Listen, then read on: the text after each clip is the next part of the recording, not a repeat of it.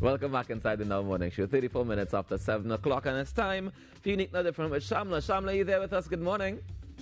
Hi, good morning. How you doing? How you doing? so far, so good, Shamla. How are you?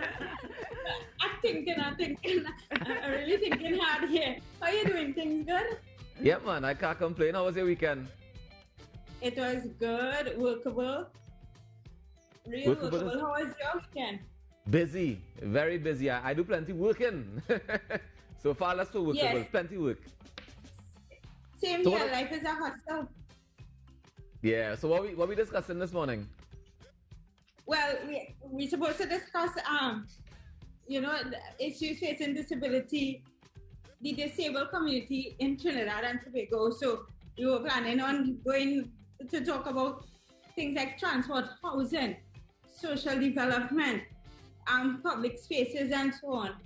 You know, there's a whole host of issues, and I think unlike other communities, people don't realize that the disabled community still face a barrage of,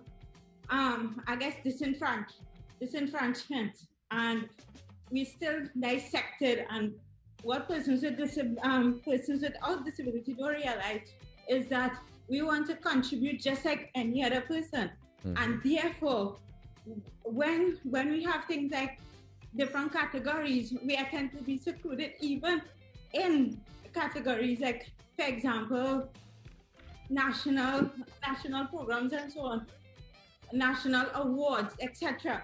I think that when you contribute, you don't contribute just for the disabled community, but when you get things done, you get it done for your country. So you do not seclude it and say, this is a disabled category and so on. You say, okay, this is what this person contributes as this individual and not as a person who has a disability. And I think that when you refer to persons with disability and seclude them, then person will say, oh, this person has a disability. But if you say, this is, for example, this who was supposed to be my guest today, Cohen Thomas, right? He's the PRO for the Trinidad and Tobago chapter for the Disabled People International. And suppose he got an award, they would say award for the disabled, right? No, you say Cohen Thomas, who contributed towards, let's say, the vulnerable in society. So we won't say Hi, good morning. Yes. It sounds like it's like Kerwin is joining us on the Zoom right now. Kerwin, are you there? All right. Oh, no, we just heard something. He's there. Oh, okay. All right. Kimberly, you want to talk, Shamla? Yeah, no, I just wanted to ask her. First of all, I wanted to introduce myself because I've never really, we've never formally met her. Yeah. I just always see her, so I was excited to be like, oh my gosh, Shamla, hi. I'm Kimberly. I see your program all the time. Kind of fangirling a little bit. But I wanted to, hi, Shamla, there she is. Hi, morning. How are you? Okay, we seem to be having some technical difficulties. I'm not, we don't seem to be hearing Shamla, but I know this morning I was talking to the corporate communications manager, and she was saying that they're actually doing some things for the disabled community at the airport. And I think one of those things is that they're putting in 14 parking spaces, particularly for people with disabilities. And so I wanted to talk to Shamla. Shamla, you there with me? Yeah. Yes, I'm here. Nice. I was just this morning we had the corporate communications manager from the Airports Authority, and I know you were talking about, you know, making more recommendations and things for people with the disabled, well, people in the disabled community. And what Ms. Joseph was saying was that the Airports Authority is getting on board, and they are now making, you know, way for, you know, people from the disabled community to be more comfortable at the airport. And I think one of those things was, for example, the parking spaces and, you know, making sure that you have a smooth process when you visit the airport. So I think that was something to look forward to. Yeah, well, my guest today is supposed to actually come on. That was one topic of discussion. Yeah. But from my point of view, I think it's a good move. I remember last year having the Minister of Works and Transport, and I mentioned to him that having a mandate that, well, they have not legislated it yet, but in terms of all public buildings, having, a disabled car park. Yes. And I think that will create a domino effect in terms of, okay, you have a disabled car park, therefore you want to accommodate person with disability, therefore there needs to be access in building and accommodation for the persons with their respective disabilities. So it's a good move, and they need to look at it in a holistic spectrum as opposed to, okay, just having a disabled car park. But I think having that is actually a first step in having, a broad accessibility in terms of building access and access that accommodate persons with disability and dealing with persons with hidden and non-hidden disabilities. Of course. Of course. Hi, Shamla, morning. Natasha here. So I just wanted to ask you a question. I know that you are very passionate about this, obviously, but from your point of view, what is the main challenge or the biggest challenge that the disabled community faces? And what do you think can be done to at least start the process? I know we were just talking about access, of course, with parking, but is that it, or is there something else?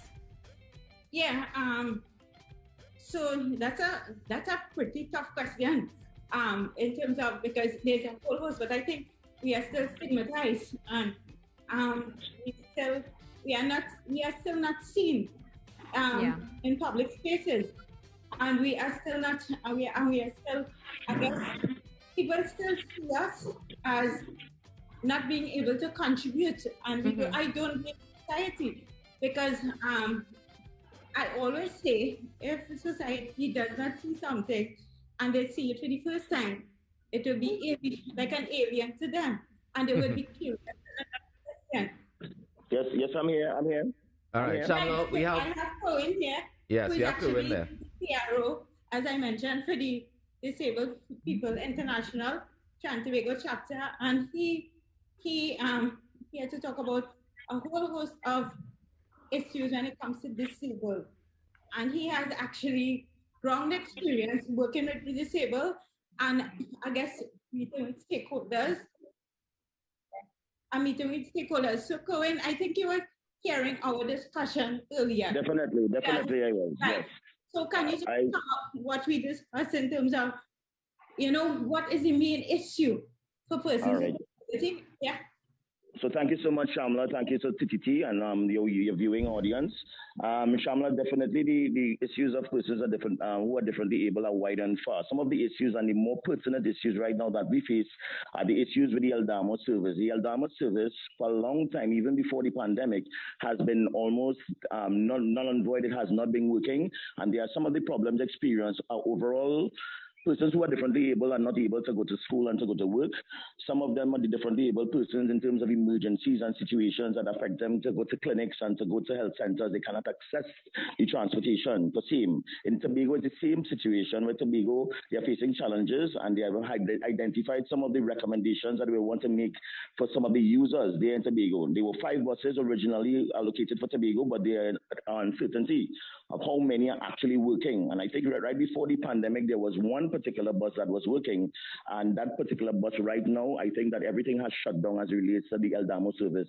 So I'm pleading with the authorities and the PTSC to make the necessary arrangements and put some level of restoration as it relates to the transportation, which is the Eldamo service, the management of PTSC. We are pleading, and we have sent letters numerous times to the PTSC in regard to this issue, and this is one of our main issues. All right, the service was suspended, and it has not really got back to the regular schedule. I don't know what is the situation, if it's funding, whatever. So I'm pleading to the Honorable Mr. Rohan Sinanan to look into this matter so that we can be able to get some kind of alleviation of this issue. The other issue that we face, Shamla, is the situation with housing. Housing is one of the critical areas, and we know that the policy of the agency is one in which they allow 5% of the allocations for persons who are differently able and the elderly. And even in times past, even in the times of Mr. George Daniel, and they would have been able to get housing at that time when Mr. Manning was the Prime Minister of the country. And we are saying now to the agency that we need to review the policy for persons who are differently able and get them into the scheme of things where they can be allocated that 5%. We need to get that. Letters were sent to the AGC in regards to this issue, and we really want to get feedback from the new minister, the Honorable Camille Robinson-Regis, as a priority on this issue, and we want to get some type of attention. And I know we're running for time.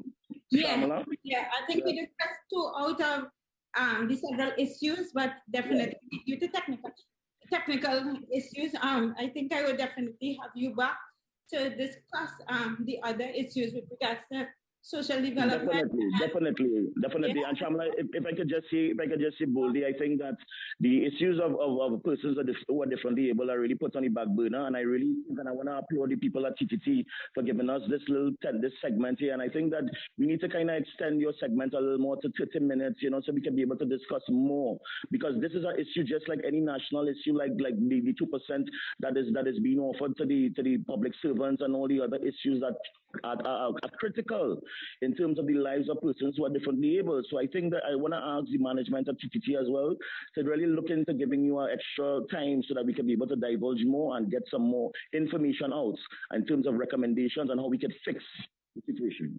Yeah. Thank you so much.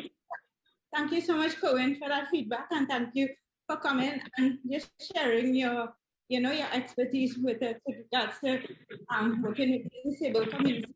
And I definitely will have you back to discuss the other topics. So, but guys, we are out of time, but I want to say thank you so much for tuning in to this week's segment of Unique and Different. As I always say, be good. Bye, guys. Bye, Rockers. I'll remember your name. Don't worry.